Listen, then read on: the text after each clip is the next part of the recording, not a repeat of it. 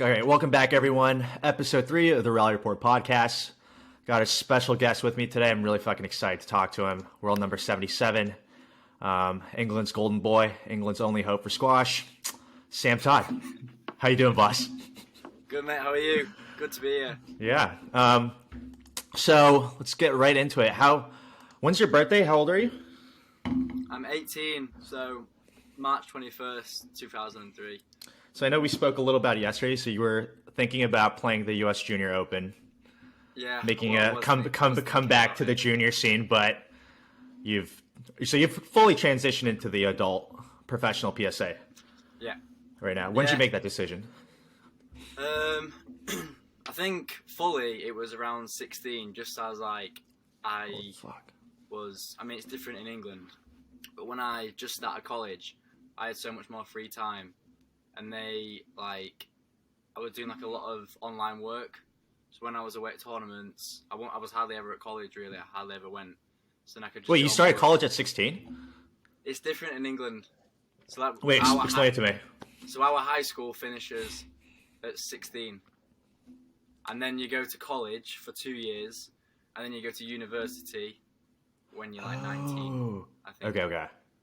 Got it. Then, I think it carries on in America. You just call it high school. Yeah. And then you go college and university, pretty much the same thing. Yeah. And then when you were in college, that's when you started thinking about, I'm going pro. Yeah.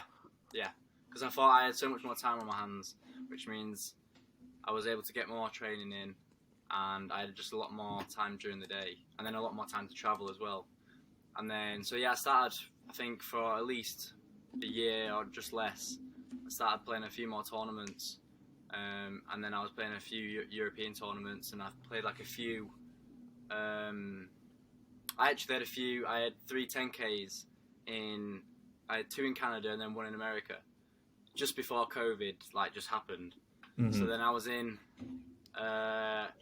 went to Winnipeg in Canada, played a tournament, came back to New York to see Elliot, my cousin. Shout out to Elliot. Shout out to Elliot Ridge, M Squash. Best coach in the States right now. Exactly. So we went to stay there for like a week, train there until I go to my next tournament. Then literally I woke up one morning and my dad texted me just saying, Sam, your flight is later on tonight. You need to get this next flight out, otherwise you won't be able to leave the States, because COVID had just locked down. And then, then I just scrapped them other 2 tournaments, and then obviously we've been in COVID for like 2 years. So. Jeez. I mean, so recently you did a bunch of tournaments in the States, right? You played the Texas Open, Boston Open. What were your thoughts on those? How'd you feel? Yeah, I really liked the Boston tournament. I mean, I didn't play my best. I didn't get the best result. But I've always liked Boston anyway. It's a nice place. Yeah. So I really enjoyed that tournament. But my squash wasn't the best, but then just after that, I kind of just worked on it and trained, and kind of just adapted, and then went a few places and just had a little bit of a holiday as well. And then I had one in Cleveland, which was quite a big one. I wasn't expected to win, so I was kind of happy with how I played. But then I was just a little bit disappointed that coming all this way and then not really getting like a big result yet. So then for the Texas one, again, I went to Elliot's for a week just before that, and then trained quite hard because I just really wanted to at least come home with something to. At least I got to the final or whatever.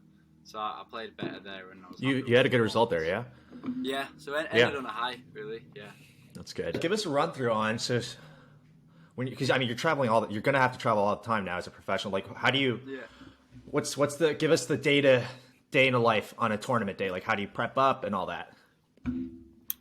So for me, I usually like to have like a hit in the morning if I'm playing, because usually when I play tournaments, it's usually around from 6 p.m. onwards. So I'd like to have a hit in the morning, nothing too big, either a solo or I hit with someone if I'm staying with. Just like a 20-30 minute hit. Yeah. And then I go back, I don't know, if I'm staying at someone's house, I just chill there literally for the rest of the afternoon. I won't really go out walking. Or I just get drained, really. Just being outside and just doing stuff. I just feel like so tired. So you're doing the least. You're doing absolutely nothing. Yeah, literally nothing. Okay. Yeah. Might even have like another nap. Like, gotcha. literally, just being so lazy. And then the problem is as well, because there's nothing else to do. I love my food like so much. Oh. So I'd just smash in loads of food, and then because when I play a match, like, I eat so much food before it. Is there a go-to meal? Is there a go-to meal that you eat before match? It would be like pasta, like a big tub of pasta. Yeah. And then like a big sandwich or baguette. Jeez, sandwich and. Oh, it's always 2 meals. 2 meals, yeah. Are you kind of like superstitious like that when you like everything needs to be the same? Like the meal has to be the same? Or you don't? No, not too much. I mean, I have been in a few tournaments where, say, if I've done really well, there'd be little things like, say, if I'm playing a match and I win the first game, and I like walked off the court first after the game, and then walked back on the court first before like the game actually started, and I won that game. Then the next game I'd have to like walk on court first. Where if he Wait, that's funny. So you just answered that question saying you're not superstitious, and this is the detail you're giving me. Yeah, that's what I mean. I'm not, but then weird stuff like that happens. So like, if he walked on the court before me, I'm always like, fuck. Like, yeah, you lost this one. Yeah, that's so funny. Game. So you're like out in a hurry. Yeah, but then usually I try and go on second, so I don't have to like worry about getting on court first. But yeah, just weird stuff like that.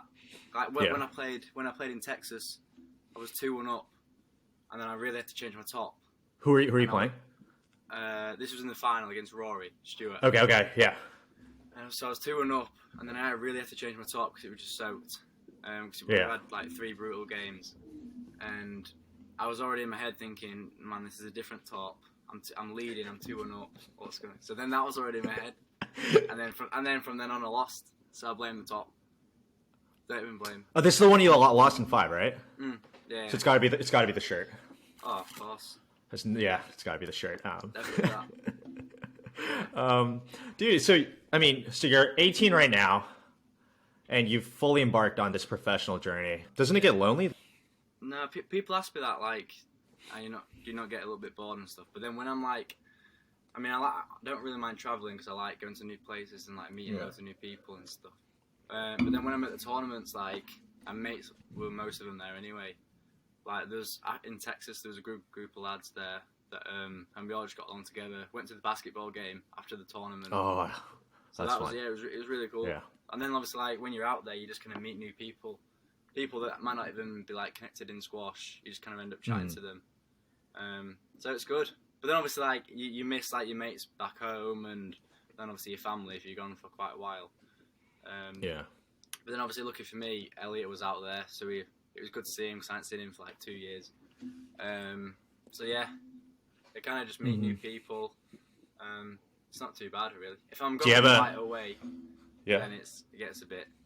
Do you have a best friend on tour? Shout out Patrick Rooney. Patrick Rooney. He's also coming up. Yeah. He's playing well. So he's your best friend. He trains at my club, so we like train together nearly every day. Gotcha. Still can't beat me though. So he can't beat you. No.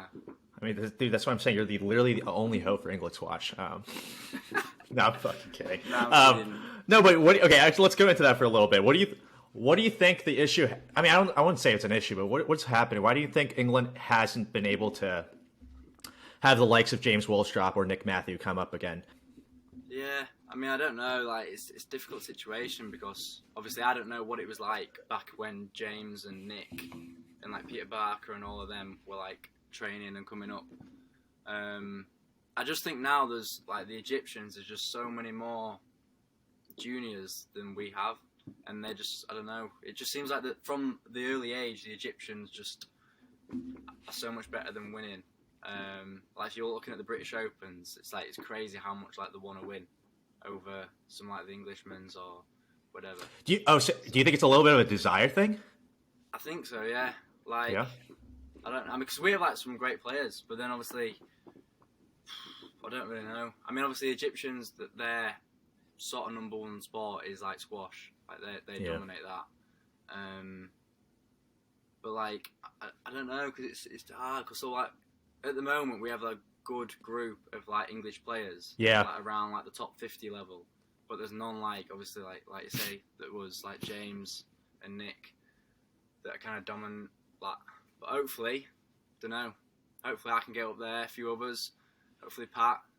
Yeah. You know, so that I don't know. Maybe it's just coming later on. Maybe not in like the early 20s. I don't know. Hopefully, but yeah. What do you think? I mean, obviously you're just a huge natural talent, but what do you think that you approached practice differently? You think there was something different about you that gave you so much junior success? I think obviously I started like really young. Like my dad owns a squash club, so I kind of just started in that. So I definitely think starting at such a young age, obviously just a few more years under your belt, and then obviously I grew up around the likes of Jimbo, Lee Beachell, and then obviously Malcolm, who coached James and everything, kind of just pulled everything down onto me. Yeah. But then I don't know. Like obviously I did well as like a junior, but then it's just because I literally played every day and just liked playing. Really, just enjoyed it. Where I mean, some kids they'll play squash, but then they might play like rugby, tennis, football, other sports like that. So, but for me, I never played any other sports really. The only thing I did play a little bit for like a year was rugby, but that was. Oh, you played? I didn't know that. Much. Yeah, but this was when I was like 10. So it was like. You didn't play football when you were young? No, never really into football. I liked like watching it. Played it at school, but no, I was more towards rugby. Got it. Got it. Yeah, I mean, my dad was more towards rugby and stuff like that, so that was important. The same. Anyway, I want to quickly ask you something that I found up on the internet while doing research on you. I found this fucking hilarious. So I think someone asked you what you would do if you weren't a squash player. And your answer was a zoo. Zookeeper. Yeah, zookeeper. You got to expand on this. Mate, it's basically, I just love animals, right? But yeah. I've never really been interested in school or anything like that. I mean, I'm smart, but not like school smart, basically. So yeah, no, definitely smart. 100% smart. But just in school, I was just never really interested. But then, like, they did, like, I got asked, I don't know why, but everyone asked me this question, like, what do you want to be if you weren't a squash player? I don't know. I've always said a zookeeper, just to have I'd love to like own my own zoo in like San Diego or something like that. That would be the dream life. Just kind of walk in and just go chilling. I mean, we all know pretty much the PSA is a zoo factory with all the nicknames going now. Yeah, I know. It's crazy, isn't it? What do you think your nickname would be if it was a zoo animal? I get asked this, but I literally don't know. To be fair, when I was in school, I got called up in assembly once by the head teacher, and he called me the Tiger. But called you the Tiger. Tiger, yeah. Don't know why. Maybe Joey can tune in on this podcast and give you that nickname once you're up on the scene. Maybe. But I mean, Macon I think has taken the. I mean, he's White Tiger, right? Golden Tiger. Golden Tiger, yeah. Golden Tiger. So you can just be the Tiger. I don't want to be a tiger. I don't know why I want to be. That was hilarious when you said zookeeper. Yeah. Okay, but I so still want to be a zookeeper from this day. Yeah. You asked me it again. So you're still 18. Obviously, transitioned into the professional circuit. What's the biggest challenge you think as a junior transitions into the professional circuit? I mean, for me at the moment, it's just kind of getting used to that. Like, during a tournament, it's just so much more mentally and physically just tougher. Like just kind of going from that transition just to knowing that the rally is going to be like a little bit longer. You're going to be on court much longer, and then obviously like the recovery, it has to be so much more better. Like obviously, when I was a junior, I could play a 5-setter. Well, I mean, when I was like really young, I could play a 5-setter and then come off court and not really do any stretching or whatever, I'd be fine. Yeah. But then now, like, I could play like a tough 80-minute match, and then obviously the next day you'd be feeling it. So I think it's just kind of getting used to that, and then just being able to back it up. Like some of the top players, like Paul Cole, Joe Macon, they can play a brutal match, 5-setter, and then be fresh as a daisy like the next day. well, for me, I'm just coming up, so it's just kind of getting used to that, which I'm doing. Starting to like, obviously, I've been playing a lot of tournaments, and just trying to find that like right block where I could do quite a lot of training in the gym, just to kind of get that strength around it. But yeah, I think the big thing is for me just getting used to the rally is going to be a little bit longer. It's going to take a few more shots to win the rally, and yeah, just so much more physical. Tell me about, so who's your, do you have a main coach right now? Is it just your dad? No, so James' dad, Malcolm Wilstrop, but obviously he just passed away. So now we're sort of like going through like a bit of a transition. So it's been a bit all over the place. But James Wilstrop has like sort of like taken over it now with Vanessa. Oh wow! So would you say he might be your coach? Is he? Because he's still playing actively, right? Yeah, that's what I mean. So that's why it's a little bit like difficult at the moment, because he's obviously still playing and still traveling, and he's like doing class still somehow. Jeez. So then obviously when he's here, then he'll coach like me, Pat, and then some players that are coming. But then obviously when he's away, his partner, Vanessa Atkinson, I didn't know. She's a commentator, and obviously she played and won the board and stuff. Yeah. So then she does some of the sessions as well, which is like really good. And it's good just getting like a different sort of training session. Like she'll do different things than what James does, and then they both do different things to what Malcolm used to do. So it's just cool to get a new sort of style as well. And then obviously now it's like a new thing, so we're kind of just all getting used to it. But obviously it's a bit difficult at the moment when James is still playing. But obviously once he stops, if he stops, who knows? He's playing class at the moment, so he's peaking again, which is not helping your coaching. He's just going up. But no, he's so good to be on court with. Yeah. Have you ever considered going to because it seems like there's the Pontefract Club and there's also like the Nick Matthew Academy that he's building up over there. Have you considered training there or? Yeah, I mean, I had before lockdown, I had been a couple of times. Like I did like try and say I'm going to start going once a week, but that kind of just never really happened. And then obviously, what's your relationship with him? Is it bad? Because his boy is Nick Wall and you're James Wolstrop's boy, and nah, it's all good.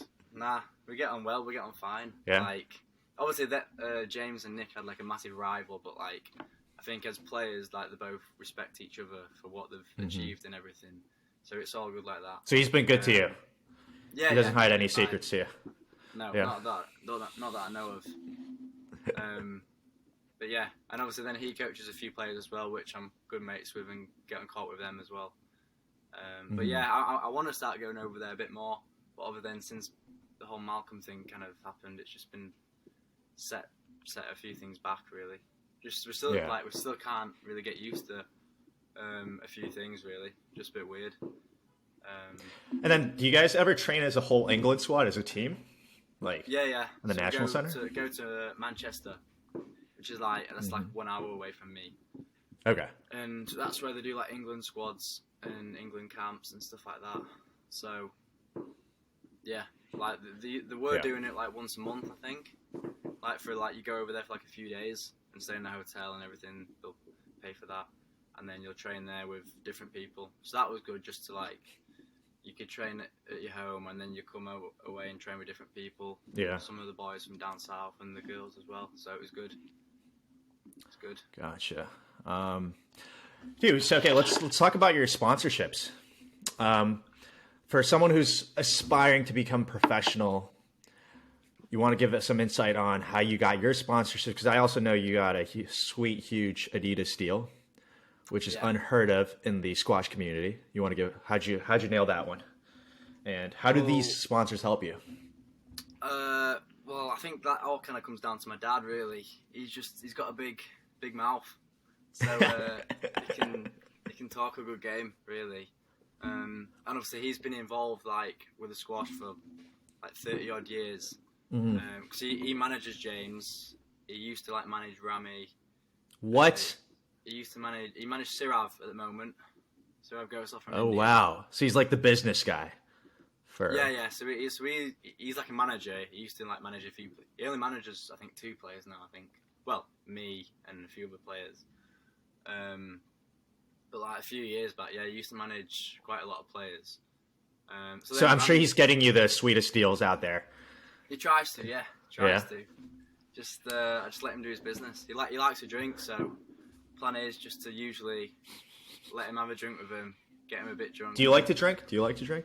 Yeah, I do. I love it. Yeah, I saw it on your Instagram story. It was funny because how old are you again?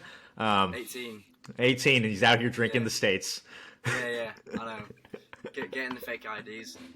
Getting all ready. Do you have a favorite drink? Are you a big beer guy? I like my beer, yeah. Yeah? I don't know. I like a typical San Miguel. Do you know what that is? San Miguel. Yeah. Do you have them in America? They do, don't they? They do. But then you're, over there, it's quite big of the IPAs, right? Yeah, I'm not a fan of IPAs, so. I don't mind. Just don't like the bitter taste at the end for some reason. I do like, if I go off like beer, I do like a good rum and coke. Rum and coke, yeah. I could drink them all day. When did you have your first drink? At what age? Quite young. 6. Quite young. No, 6? No, I have no idea. I would have honestly believed you. Nah, it'll like properly maybe like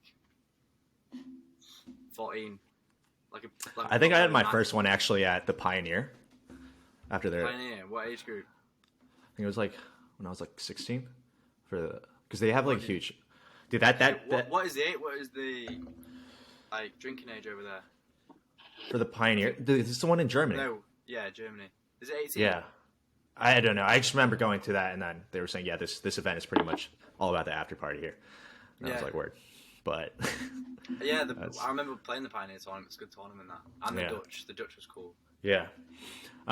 Wait, so yeah, going back to the sponsorship. So how do they just sponsor you in terms of like finances, or like, because as a fan, all we know is that you put them on your shirts. Yeah, so that's about it. A couple of them finance me, but then some of them, like Squash Travel, they sort me out with all like the flights and stuff like that.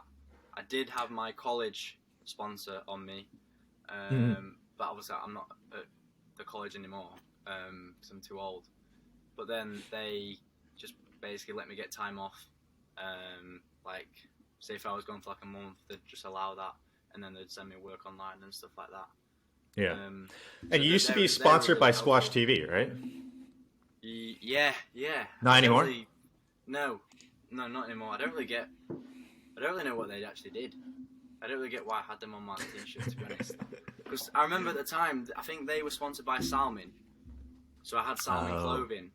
Yeah. So I had the Salmon clothing, but then for some reason, Squash TV were on my top as well. I don't actually know what they did for me. I don't actually know why I actually had them. That's interesting. But I had them on for like 2 years, but yeah, I don't really know why I had them, to be honest. And then Dunlop, obviously, is that just in terms of gear, or do they do anything more than that? So obviously, like Adidas is all my clothing and shoes.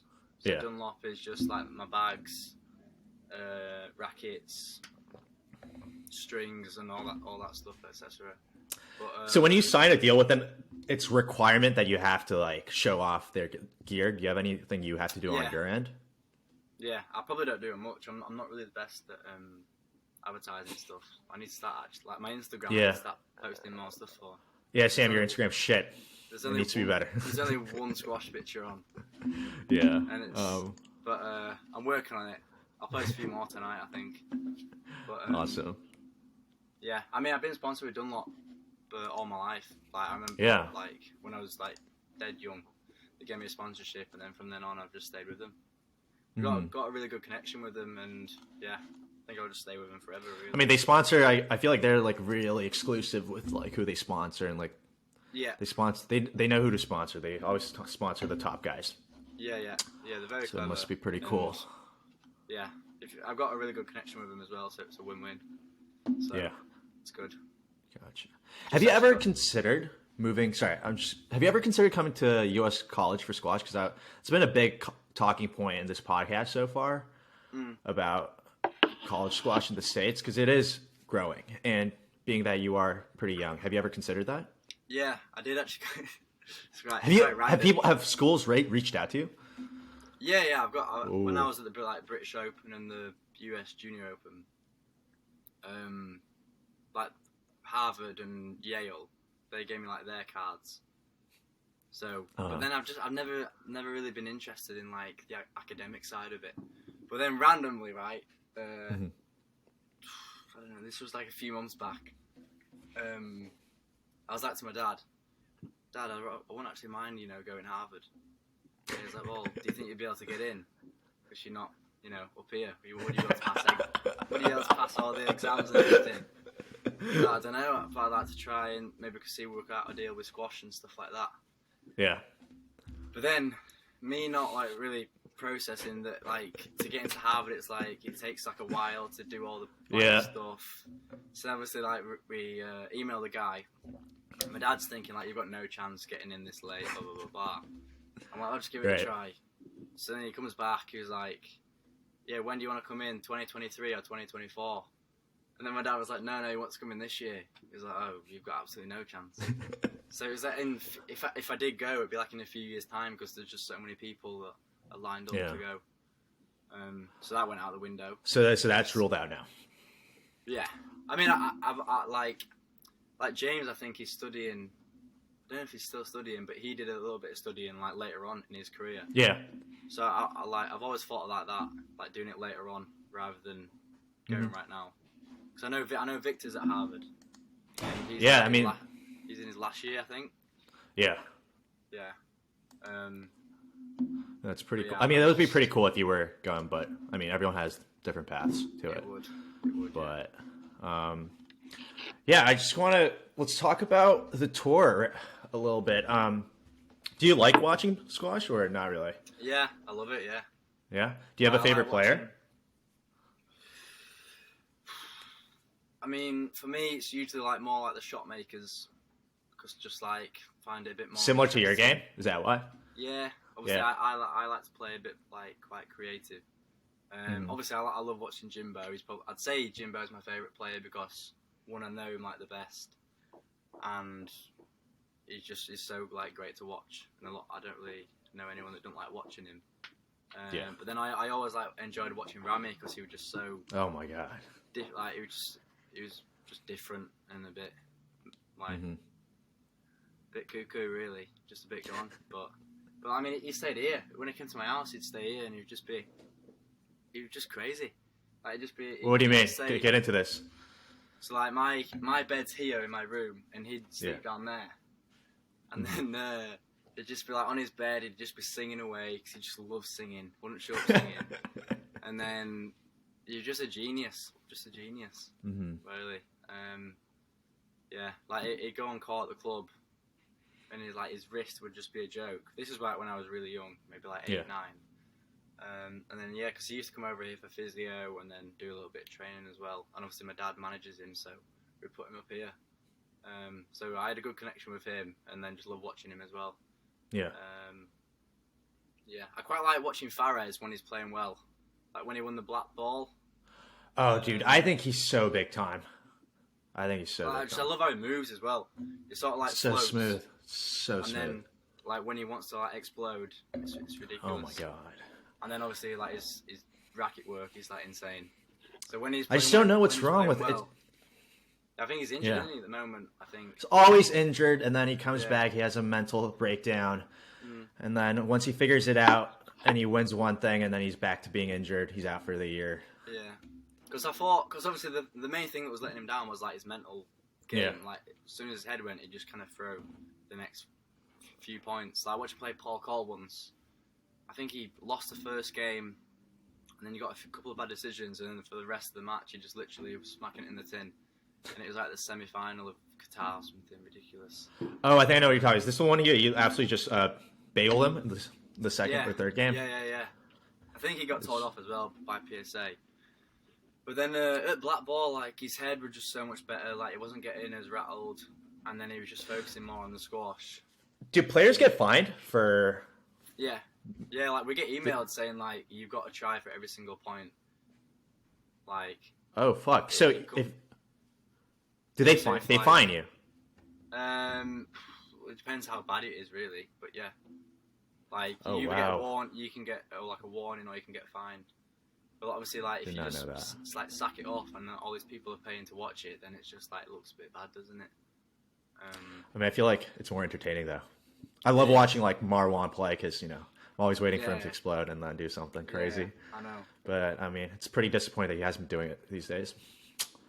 Yeah, he played Jimbo, didn't he, in the last one? He wouldn't have done anything to Jimbo anyway because he just too much like respect, I think. Yeah, he wasn't gonna do. He wasn't gonna pull any shit off there. But yeah, I mean, Nah. So you like watching obviously James Wellstrop, and do you like watching Gawad play? Because he's also a shot maker. Yeah. Yeah, but I mean, I think I don't know if he's got a problem. I heard he's got a problem. He seems like he's feet. having problems. Yeah.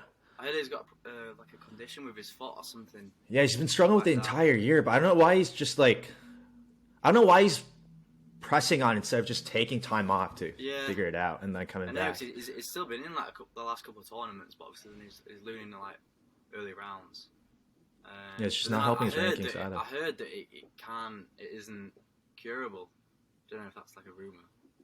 So I don't really know what's going to happen. That's such a shame. But then that might not be true. That might be rumors, but I mean, it would kind of make sense considering. I thought the obvious thing to do would be just take time off, but he's been like pressing on with it, so I don't know what's up. Yeah.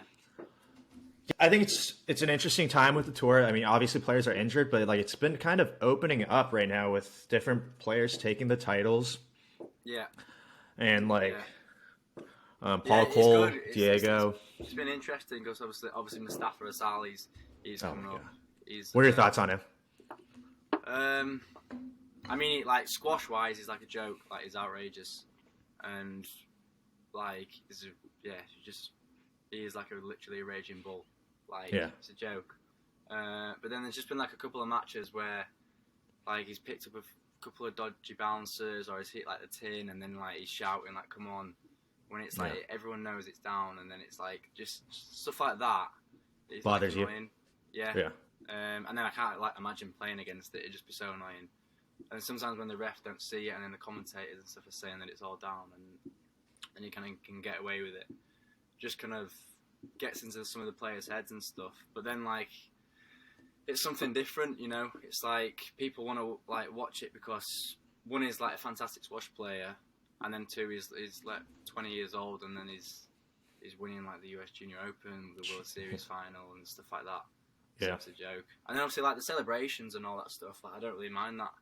Like it's nothing really wrong with that. It's just sometimes like the dodgy rallies that he'll play, and sometimes obviously he's a big lad.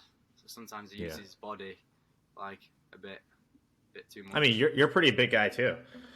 Yeah. How tall are you? 6'2"? 6'3". Yeah. Jesus. How much do you weigh? What in kg? Yeah. Like 84. Oh.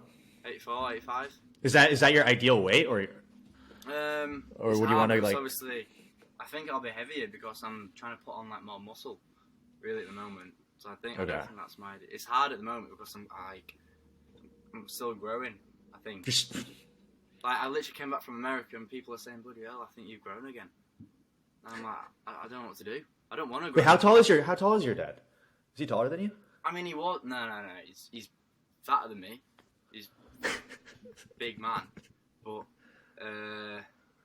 no, he was about 6'2", but then now I mean, his 6'10" has just gone. So, and I think like as you get older, you shrink a little bit. So now he's about 6 foot. Like I tower over him with quite a decent amount. Yeah. How do you? I mean, you move well. If people haven't seen you play, like you move well. Yeah. Does it get in the way, your height, or you've just never had an issue, or is that something you really work on, your movement? Yeah, I try to do like a lot of ghosting, just because I don't know if like ghosting helps me feel a lot sharper, like exploding off like the tee. Where if I don't do ghosting, I just feel quite flat-footed. And obviously then I'm trying to like build my legs up, just so I can get that explosive power. Like if you watch Mustafa, he's like his legs are big and he's so explosive going into the front, like it's ridiculous. So I'm just kind of trying to get that and be able to kind of continue doing it without getting like fatigued. But obviously, it just takes time. It doesn't happen overnight, basically. Yeah. How do you do against English players? So you just told me you whoop Patrick Rooney's ass on a daily. Yeah, How do you do against how do you do against other players? I don't know. Like some of the like James, George, them type of players. Like I can get like a couple of games off them, but like I don't think consistently I wouldn't beat them yet. Just still need to get like my game a little bit more, like professional. It's still a little bit like junior squash in there, where like I'll go for like a few stupid shots. So it's just trying to kind of get used to that basically. But yeah, I'm feeling good at the moment. Like I'm definitely moving quite well. And yeah, I just feel like I'm just gonna get stronger, which is all I need really. Yeah. Stronger and fitter. Yeah, just to be able to challenge with these. Yeah, I mean, also the Canary Wharf is now coming up in I think a week. Have you seen the draw for that? No, I haven't. I mean, I know I'd play Dutch League with Paul Cole. I know if he wins, he plays Joel Making. Yeah, he played him in the Dutch League. What was the result there? 3-2 to Paul. He was 2 down. It was crazy. Yeah, it was a weird match because Paul looked tired in the first game, just like mentally. Yeah. And Joel he was playing well, moving well. Dude, I think Joel Makin's my pick for this. I think he might win it. I think he's gonna win it. You think? I think it's a bold bet. I think I'm gonna do an episode next week with a couple guys just doing predictions and picks. I think Ali's in it, isn't he? Yeah, he's in it. I think Ali Farag. Dude, I mean, U.S. Open. Do you not see how? Yeah, I know, I get that, but then that's why I think this time he'll want revenge. Like, he'll make sure everything that happened then he won't do. I mean, I love Joel Makin, dude. I think he blocks beautifully, uses his bum perfectly, and I think also he's getting to players' heads, and he just does not give a fuck. And he's very mentally strong. Like he'll literally just go, like he'll be knackered and he'll just continue going. I think. But also, go ahead. I don't know. Obviously, Mustafa, he's up there. Like you can never really write him out. So you don't really know what you're going to expect.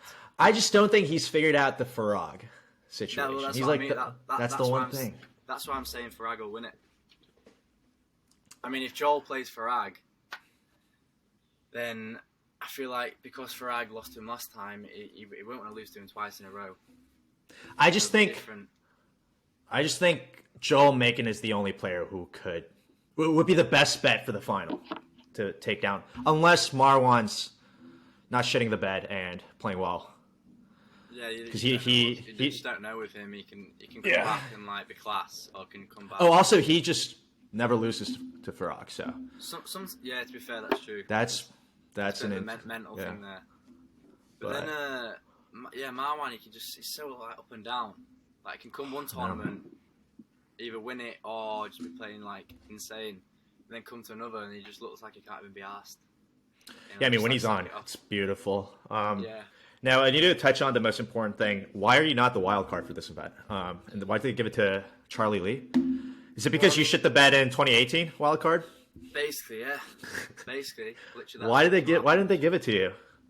I mean, I don't know. I've already had it, and then Charlie's had a bit of a rough year, really, with his ranking and stuff. He's had a few shockers, really. Well, he's had a couple of injuries that have set him back, and then he had one incident where he was playing at his tournament and his home club, and the player that he beat previously in the match tested positive.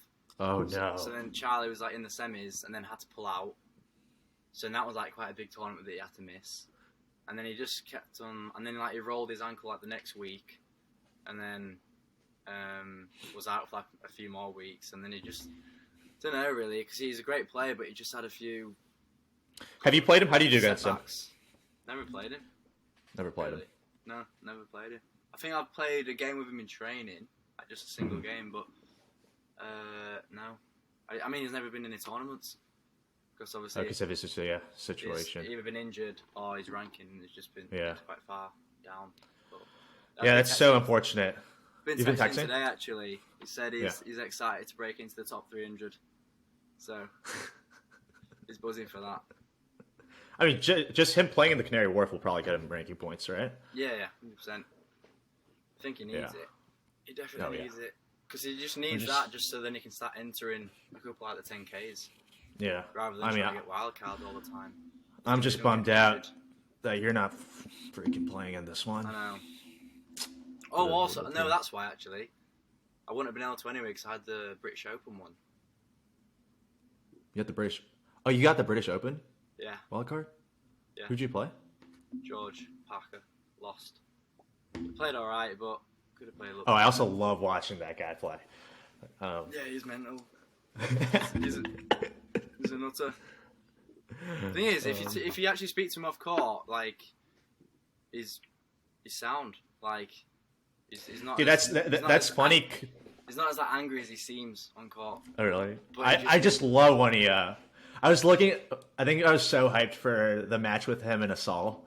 I was like, this is going to be the most entertaining match ever, but kind of a letdown. But I think I'm gonna wrap it up there for this episode. But yeah, thanks for joining me, Sam, and hopefully I'll have you again pretty regularly. No worries. Yeah, it's been good. Cool. It's been good. Great chat with you. Thank you.